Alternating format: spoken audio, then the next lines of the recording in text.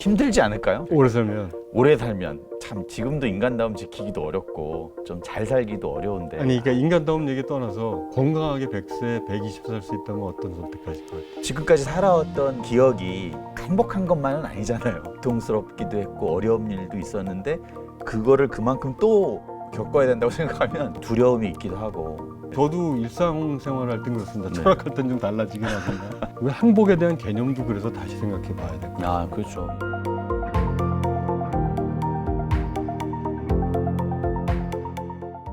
네, 안녕하세요. 세바시 나머지 45의 구범준 PD입니다.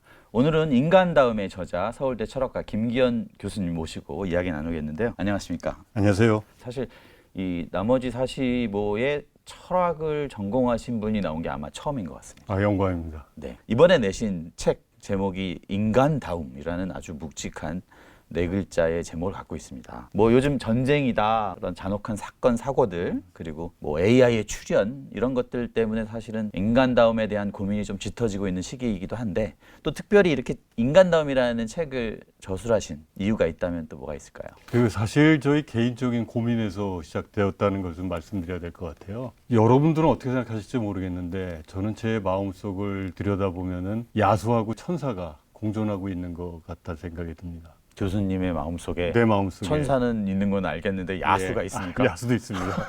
보면은 다른 사람들하고의 경쟁 같은 걸 해야 되고 꼭 이게 어떤 제로섬 게임처럼 누군가를 압도해가지고 더 나가서 어떤 명성을 얻는다든가 부를 얻는다든가 뭐 이겨야 한다라는 강박관념, 그 관념은 나로 하여금 어떤 정글로 내밀고 야수이게끔 하는 측면들이 있고요. 다른 한편들은 나 혼자 살아서는 안 되고 누군가와 함께 살아야 된다는 생각, 그 야수처럼 사는 것에 대한 어떤 반성 이런 것들도 함께 있는 것 같습니다. 그래서 이 두 가지를 생각을 하면서 과연 나라고 하는 존재는 야수에 가까운 건가 아니면은 선사적인 측면, 뭔가 선한 그런 측면 사이에 갈등이 있고, 그래서 내가 과연 인간다운 사람인가, 짐승과 정글에 있는 존재하고는 다른 그런 고민을 시작하게 됐습니다. 그래서 내 스스로 인간다움이란 뭐고 그걸 내가 만족시키고 있는가, 그런 생각을 한번 해보기 위해서 이 책의 시작은 그렇게 됐고요.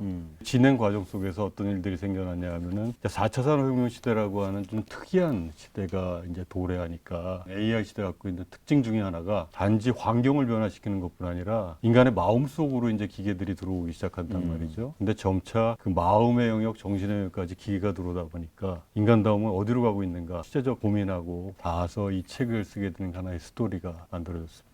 우리가 이 여러 가지 시대적 상황이나 우리의 환경을 봤을 때는 인간다움을 고민하는 것이 시대적 질문인 것 같아요. 분명히 우리가 이게 뭐 나의 삶과 무슨 상관이야 이렇게 생각할 수도 있으나 인간다움이라는 것들을 스스로 질문화해서 물어본다는 게 굉장히 의미 있는 일 같아 보입니다. 그럼 이 책의 내용을 토대로 좀 질문을 이어가 보면 무엇보다 인간다움은 그럼 뭔가? 이런 질문이 제일 먼저 생각이 나잖아요. 그 인간다움을 구성하는 세 가지 요소에 대해서 설명을 해주셨는데 그 세 가지는 어떤 것인가요? 그 세 가지가 뭔가 좀 말씀드리기 전에 우리가 생각하는 중요한 개념들, 삶의 지표가 되는 어떤 이 주춧돌들 있지 않습니까? 네네. 그게 저는 예를 들면 행복이라든가 생명이라든가 사랑 이런 개념들이 있지 않습니까? 대부분 그게 무슨 의미를 갖고 있는지는 알아요. 대충. 그런 핵심적인 개념들이 알고 직감적으로 굉장히 다가오고 잘 알고 있다고 생각하는데 한 번 물어보면 뭔지 모르는 경우들이 많습니다. 자신 없죠, 솔직히. 예. 예를 들면 뭐 진짜 행복이 뭐야? 행복을 한번 한 문장으로 설명해봐 이런 몰라요. 예, 우리가 굉장히 관심 있는 단어인데도 불구하고. 그리고 인간다움도 마찬가지 문제인 것 같습니다. 뭐가 인간다운가 그러니까요. 물어보면 대충 알고 있어요. 근데 진짜 내가 인간다운지 아닌지를 판단을 하고 싶다라고 얘기했을 때 대충 되는 거 가지고는 안 되거든요. 그것뿐 아니라 타인에 대해서도 평가할 때도 우리는 인간다움은 굉장히 중요한 척도로 생각을 한다고요. 그렇죠. 아유, 저 인간. 저 인간, 저 사람 저거 인간도 아니야 이렇게 예. 하는 경우들도 있고 얘기할 때 많은 척도로 쓰인다고요. 그러네요. 또 세상의 변화에서도 척도로 쓰이지 않습니까? 인간답지 않아지고 전차 있어. 인간답지 뭐. 않은 모습으로 진행되고 있어. 맞아. 뭐 이런 얘기도 나온단 말이에요. 그러다 보니까 이 인간다움이라고 하는 게 정확하게 얘기해야지 이들에 대한 답들이 나올 것 같아서 첫 번째 요소로 생각한 게 공감이라고 하는 거였어요. 공감이라고 하는 것 자체가 사실 인간이 그 만물의 영장으로 형성되는 과정에서 여러 가지 그 이야기들이 나오죠. 뭐 언어 얘기도 나오고 맞아요. 지능 얘기도 나오고 무엇보다 중요한 건 저는 협동이라고 생각했어요. 뭐 하나님이 신이 준 선물이라고 할 수도 있고 진화의 과정에서 온 선물이라고도 할 수 있는데 공감 능력이 있기 때문에 인간들은 서로 협력을 할 수 있게 됐다라고 합니다. 예를 들면은 동물의 왕국 보시면은 강아지나 송아지들은 태어나자마자 그 어미를 쫓아가가지고 자기를 보호하는 능력을 갖고 있잖아요. 근데 인간은 어떻습니까? 그건 없죠. 없단 말입니다. 그렇다면 인간에게는 종으로서 보존이 되려면은 기본적으로 어떤 그 부모가 자식을 돌보는 이런 메커니즘이 있어야 될 거란 말이죠. 어머니한테 자식의 울음에 대해서 마음 아파하는 그런 메커니즘이 있음으로 해서 종을 도와주는 그런 게 이제 공감이 저는 발달한 계기라고 생각하고 다윈도 비슷한 얘기를 합니다. 실제로 그런 얘기를 했군요. 예. 그런데 그게 이제 또 한계들도 있어가지고 공감은 이제 친소 관계에 따라서 가까이 작동하고 멀리 작동하기도 하고. 우리 편, 남의 편 그렇습니다. 가르는 기준이 되기도 하고. 예. 나랑 가깝기 때문에 잘해주는 사람이 인간답다고 생각하지는 않고 친소 관계와 넘어서서 인격체들을 골고루 존중해주는 게 인간다운 모습이라고 생각하거든요. 그런 일반성을 만들어주는 게 이성이라고 생각하고요. 양심이라고 하는 것이 작동하는 것도 이성 때문에. 가까운 사람한테 잘해주는데 먼 사람한테 아주 가혹해. 그러면 이성이 삐뽀삐뽀 배를 불리거든요. 그래서 좀 공감의 약간 보완적 역할을 예, 하기도 저는 하네요. 그렇게 생각합니다. 그 다음에 필요한 요소가 남을 존중하면서 사는 것 자체가 명령에 의해서 하는 것 자체는 더 이상 우리가 살고 있는 21세기 현대에선 적용되지 않는 거 아닙니까? 권위주의라는 것이. 그래서 결국은 그 인간이 스스로 공감 능력을 갖고 다른 사람들 나와 같이 꿈을 추구하는 독립적인 인격체다라고 하는 걸 존중하는 자유라고 하는 세 번째 요소로 이제 얘기를 하게 됐습니다. 인간 다움을 구성하는 게 이성과 자유. 이거는 뭐 어떻게 보면 책을 읽지 않는 사람들도 대답할 수 있는 요소인 것 같긴 한데 공감은 조금 의외이긴 했어요. 그럼 공감이라는 이 요소가 철학적 사유의 어떤 대상이 됐었나요, 원래? 전통적으로는 네. 고대나 중세까지만 해도 사람들이 감정에 휘둘린다 이런 생각들 지금도 하고 있지 않습니까? 맞아요. 감정에 휘둘린다라고 얘기할 때 어떤 감정에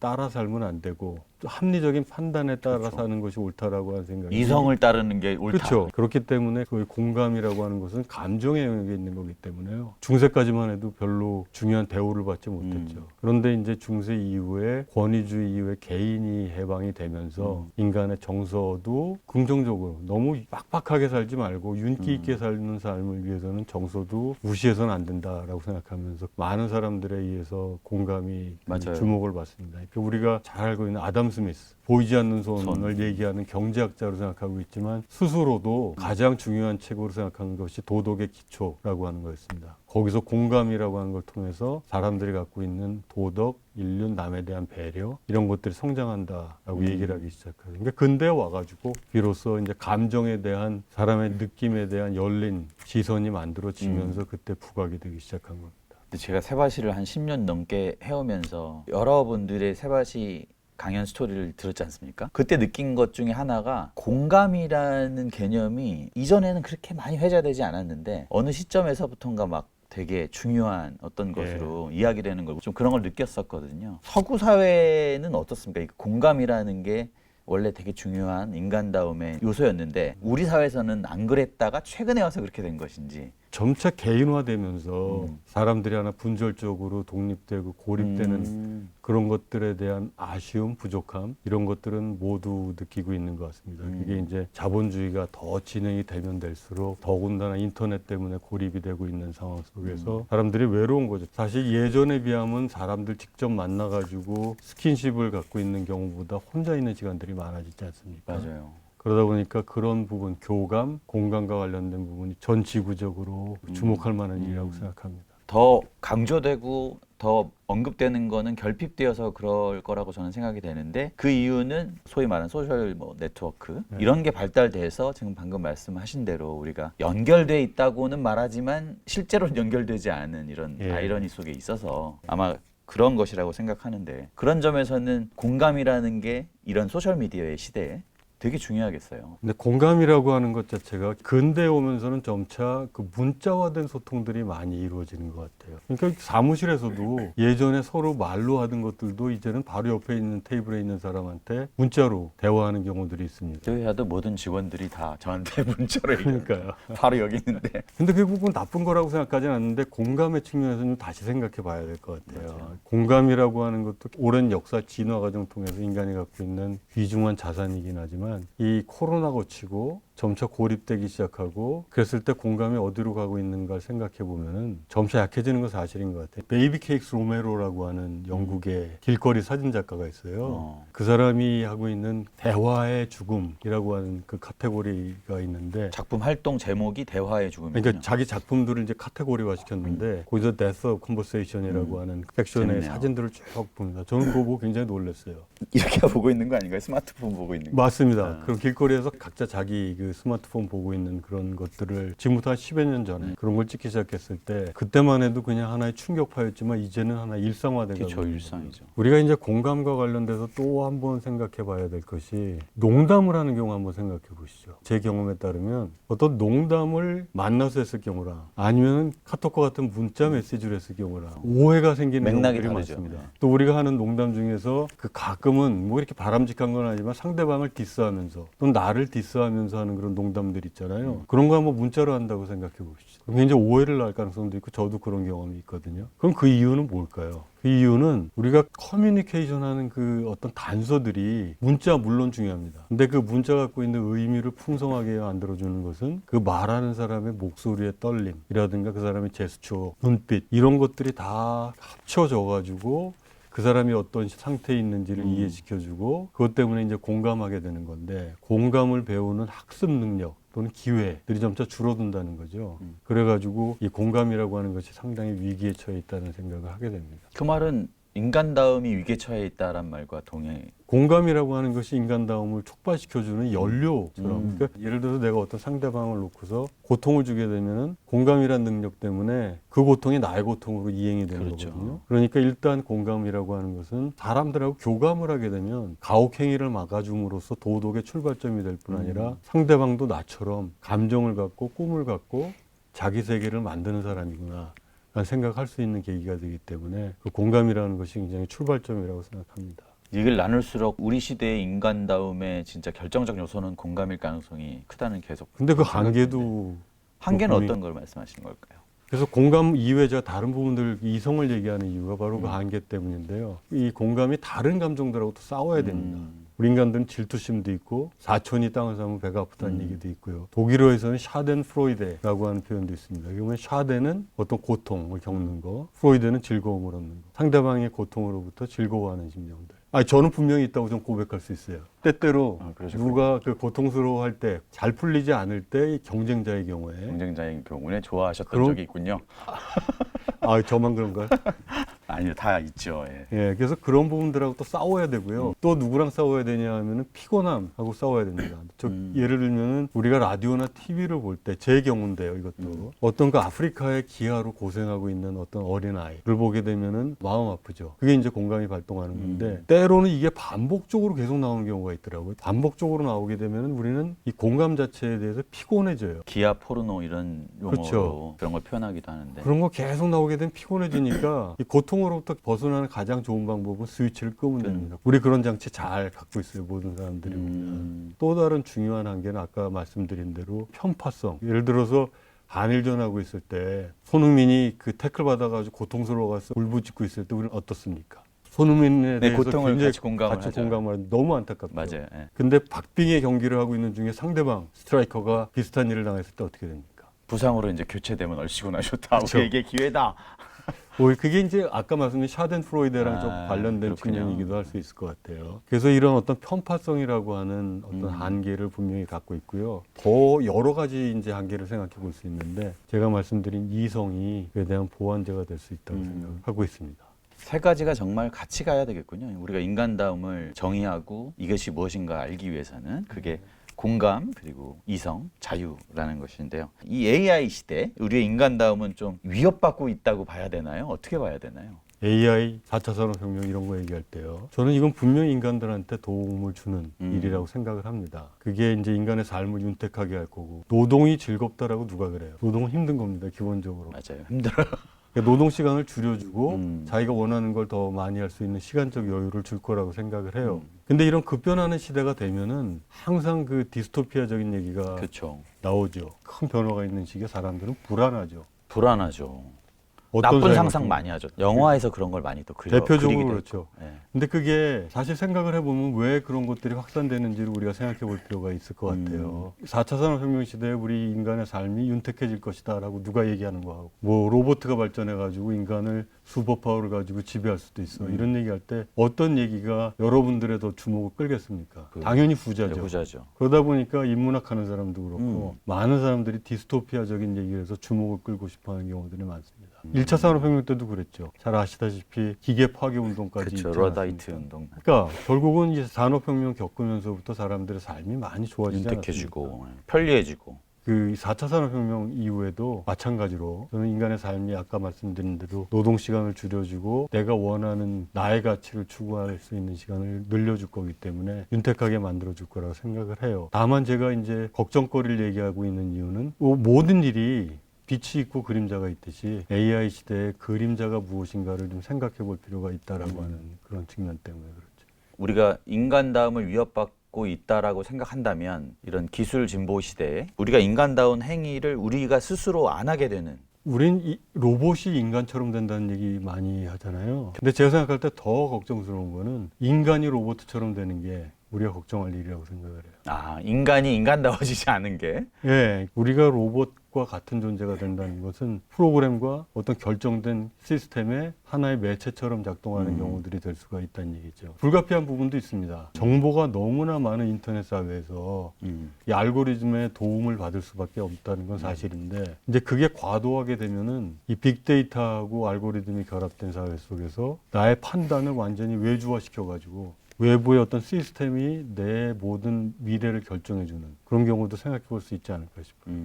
AI는 이제 환경을 바꾸는 것뿐 아니라 우리의 판단 과정에 개입을 하게 되는 거 아니에요. 대신해주는. 내가 어떤 사람하고 이제 결혼을 하려고 해요. 이제 AI한테 물어본다고 한번 생각을 해봅시다. 이제 결혼하고자 하는 사람이 AI한테 가가지고 우리 어떻게 될까 한번 물어봤다고 생각을 해보자고요. 엄청나게 많은 사람들의 데이터를 해서 AI가 잘 처리해서 무슨 결론 내주냐 하면은 둘이 만나 80%가 이혼할 거다. 나머지 20%는 이혼도 못하고 지지리 공상 그리고 서로를 괴롭히며 여생을 살 거다. 라고 얘기했을 때 과연 예전에 대학로에 재미삼아 들었던 점쟁이의 판단처럼 AI 판단을 우리가 무시할 수가 있겠냐 말이에요. 더 믿을 것 같아요, 진짜. 그럼 결혼하기 참 어려워질 겁니다.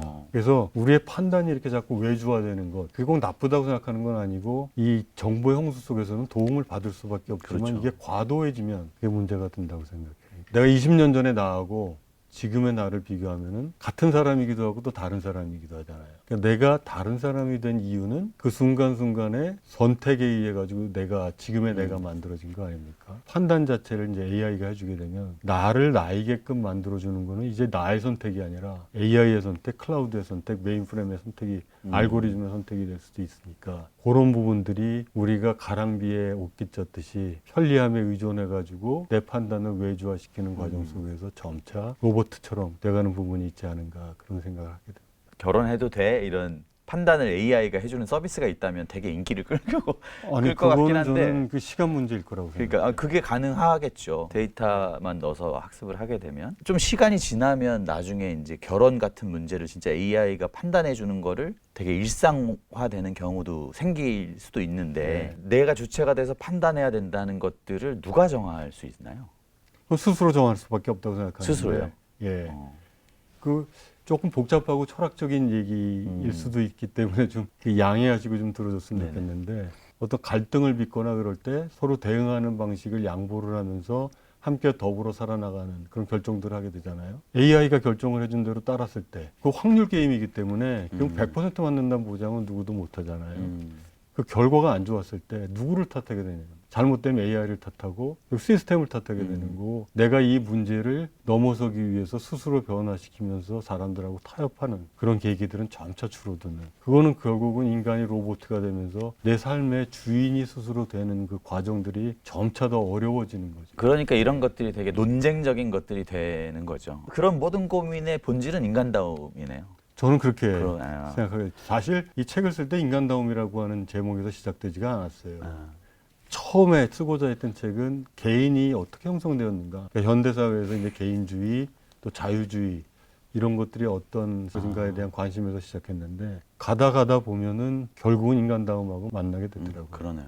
인류 역사상 가장 긴 수명을 사는 이런 시대가 됐잖아요. 오래 사는 이 시대, 100세 시대. 의 인간다움은 어떤 점과 연결해서 좀 생각해 볼 수 있을까요? 힘들지 않을까요? 참 지금도 인간다움 지키기도 어렵고. 그러니까 인간다움 얘기 떠나서 건강하게 100세, 120세 살 수 있다면 어떤 선택하실 것 같아요? 지금까지 살아왔던 어떤 그 기억이 막 행복한 것만은 아니잖아요. 그거를 그만큼 또 겪어야 된다고 생각하면 저는 약간 좀 두려움이 있기도 하고 어떻게 살아야지 하는 느낌도 있어요. 우리가 사람이 어떻게 살아야 할 것인가를 이 쾌감하고 고통의 플러스 마이너스로 생각하게 되면 이게 늘어날수록 사람의 경우에 그 쾌락의 양은 노쇠해지니까 약해지는 반면에 고통 부분이 늘어나는. 커지기 때문에 오래 사는 것 자체가 이게 의미 있는 일은 아니구나 생각될 수도 있을 것 같아요. 저는 그런 기준으로 생각을 하고 있었군요. 저도 일상생활을 할 땐 그렇습니다. 네. 철학할 땐 좀 달라지긴 하지만 그 생각을 해보면은 우리가 같은 시간을 내가 의미를 두고 있는 일을 계속 성취해 나가면서 100세를 살더라도 내가 의미를 두고 있는 일들 그런 걸 추구하는 시간이 늘어난다면 바람직한 일이 아닌가 그렇게 생각해요. 어떤 삶을 행복한 삶인가라고 생각할 때 어떤 요트를 타고 진짜 비싼 와인 마시면서 내가 좋아하는 친구들하고 얘기하는 어떤 쾌적한 상태 그런 걸 꿈꾸지 않습니까? 그래서 우리 시대는 지금 소위 쾌락과 고통의 플러스 마이너스에 의해서 행복을 생각하고 있는 경우들이 있는지 쾌락주의라고 하는 거죠. 말하자면 물질주의, 쾌락주의. 한 발만 물러나 생각해 보면은 내가 추구하고 있는 가치나 의미 같은 것들이 전혀 없이 살고 있다고 한번 생각을 해보시죠. 저는 공허하게 느껴져요. 저도 그럴 경우에. 공허하게 느껴집니다. 그렇다면 그 한 번만 성찰을 해봐도 자기 스스로의 가치를 두고 있는 것을 추구하는 모습에서 찾아져야 될 것 같단 말이죠. 그것이 바로 인간다움에 해당하는 부분이고요. 수명이 늘어나고 그렇다 하더라도 비록 쾌불쾌 플러스 마이너스는 점차 하얀 곡선을 그린다 하더라도 그 과정 속에서 행복의 다른 요소라고 생각하는 가치를 증진시키는 데 도움이 될 수 있다면 그건 궁극적으로 행복에 도움이 되는 일이라고 생각합니다. 그러면 이제 인간다움의 저자로서 나다움은 무엇이고 또 인간다움과 또 어떤 구별 지어 설명이 가능할까요? 그 니체를 예를 들어가지고 한번 말씀을 드려볼게요. 니체가 굉장히 이제 인기잖아요, 대중적으로. 니체는 굉장히 설득력을 얻었던 게 이 큰 변화가 오면 빛과 그림자가 있는데 그 산업혁명 이후에 그 그림자가 사람들의 주목을 좀 받기 시작합니다. 19세기에 들어오면 점차 도시가 굉장히 피폐해지고 여성 노동 그리고 어린이 노동 같은 거 착취하고 그런 것들 그 산업혁명의 그림자라고 하는 거 잘 알고 있지 않습니까? 네. 과거에 이성과 과학과 막 이런 거에 해가지고 분홍빛 미래를 꿈꾸던 것이 이런 그림자를 보게 되면서 아 이거 맞아? 라고 하는 하나의 그 반발? 그 시대에 바로 이야기를 시작한 게 이제 니체인데요. 니체가 얘기하는 것은 뭐냐면은 사람들이 갖고 있는 나의 고유함. 모든 사람들이 어느 정도 외로움이 운명적인 이유는 뭐냐면은 나만의 어떤 고민? 누구도 이해해줄 수 없는 부분들 그런 부분들이 있단 말이죠. 분명히 있죠. 니체는 이제 그런 부분에 대한 주목을 하는 겁니다. 인간의 삶이 갖고 있는 생명력도 인간의 어떤 고유성, 개별성, 나만의 특성 이런 것들 얘기하다 보니까 뭐랑 부딪히게 되냐 하면은 이성하고 이제 부딪히게 되는 겁니다. 좀 간단하게 이야기를 하면요. 영어에서 이유라고 하는 게 reason이죠. 이성도 영어에서 reason입니다. 어떤 상황에 대해서 이성적으로 판단 내린다는 것은 그 판단 자체를 이유를 갖고 일반적인 원리 내에서 원칙 내에서 합당한 형식으로 정당화시킬 수 있을 때 합리적으로 만들 수 있을 때 그때 그 이성적으로 받아들일 수 있다는 얘기거든요. 이유를 대서 정당화하는 거랑 이성이 작동하는 거랑 같은 거기 때문에 니체가 하고 있는 얘기는 야 일반성에다 자꾸 그 목숨 걸면은 나의 고유함, 나다움이 손상되는 거 아니냐. 그래서 어떻게 보면 나다움이라고 하는 것 자체도 저는 분명히 존중받아야 되지만 기본적으로 인간다움을 이루고 있는 타인에 대한 어떤 일반적인 인격체로서 배려하는 것, 그것을 보완시키고 풍성하게 만들어주는 장치로 인간의 고유성에 대한 얘기가 돼야지 인간의 고유성 얘기하는데 이성을 깨부수는 형태로 쓰인다면 그건 좀 위험한 것이 아닌가 그런 생각합니다. 인간다움에 기반한 나다움의 추구 이렇게 그쵸. 좀 간단하게 정리할 수 있겠네요. 저는 그렇게 생각합니다. 뭐 시대는 다르지만 인간의 소망은 늘 같아요. 제가 보기엔 그런 것 같은데 인간다움을 내가 갖추고 인간으로서 존중받고 더 행복하게 살고 싶은 그 욕망 그것을 위해서 우리가 조금 덜 하고 조금 더 해야 할 것은 무엇일까요? 제 개인적인 체험부터 좀 말씀드릴게요. 네. 이 책 쓰는 그 과정하고도 관계가 돼 있는데 이 책을 마무리하고자 할 때 제가 제주도에 가서 한 달 살이를 한 적이 있습니다. 제주도의 그 중산간 그때 제가 간 장소가 그 인터넷 같은 게 안 되는 거기서 지내면서 이거 인터넷으로 끊어지면 어떻게 되나 좀 걱정스러웠는데 한 며칠 지나니까 너무나 마음이 그래요? 평화롭더라고요. 제가 한번 돌아봤어요. 왜 그럴까? 왜 이렇게 마음이 평화로울까 생각했더니 그러니까 인터넷이 연결돼 있고 미디어랑 연결돼 있을 때 나한테 들려오는 목소리들이 어떤 소리들이 들려오는가를 한번 생각해 보면은 계속 어떤 그 공격적인 부분들, 세상의 비극적인 부분들, 뭔가 누군가 누구를 가혹행위를 해가지고 어떤 일이 벌어진 것, 그리고 또 재난이 벌어져가지고 사람들이 피해보는 것, 굉장히 갈등 상황 같은 것들이 심각하게 드러나는 것 같아요. 행복한 삶을, 인간다운 삶을 살고자 한다면 자기 속에서 들려오는 목소리, 내가 진짜 원하는 건 무엇인가를 한번 생각해보는 그런 시간을 갖는 것들이 우리가 생각한 것보다 훨씬 더 큰 힘을 갖고 있는 것 같습니다. 밖의 목소리에 귀 기울이는 걸 좀 덜하고 자신의 목소리에 귀 기울이는 시간을 좀 더 가져보는 것, 그게 중요하지 않을까 생각하게 됩니다. 밖의 목소리에 세바시도 사실은 포함되는 건데 보지 말라고 하시니까 자, 세바시를 제외하고 다른 거를 좀 덜 들으시면서 자신의 목소리에서 귀 기울여 보시는 시간을 많이 가지면 좋을 것 같습니다. 저도 되게 동의하고요. 네, 지금까지 내면의 야수와 천사를 함께 갖고 계신 우리 김기현 교수님의 인간다움에 대해서 우리가 깊은 이야기를 좀 나눠봤는데요. 새로운 저작입니다. 인간다움이란 이 책 제목은 묵직하지만 우리가 반드시 대충 아는 것을 아주 철학적으로 개념적으로 잘 정리해 주시고 우리가 스스로에게 할 질문들도 만들어주게 하는 아주 좋은 책입니다. 여러분 꼭 읽어보시고요. 오늘 이야기와 이 책을 통해서 우리가 함께 인간다움이 무엇인지 한번 고민해보고 스스로 질문해보고 사유해보는 시간을 가지면 좋겠습니다. 자, 지금까지 이야기 나눈 분은 서울대 철학과의 김기현 교수님이었고요. 감사드리고요. 예, 감사합니다. 저는 지금까지 세바시 나머지 45의 구범준 PD였습니다. 감사합니다.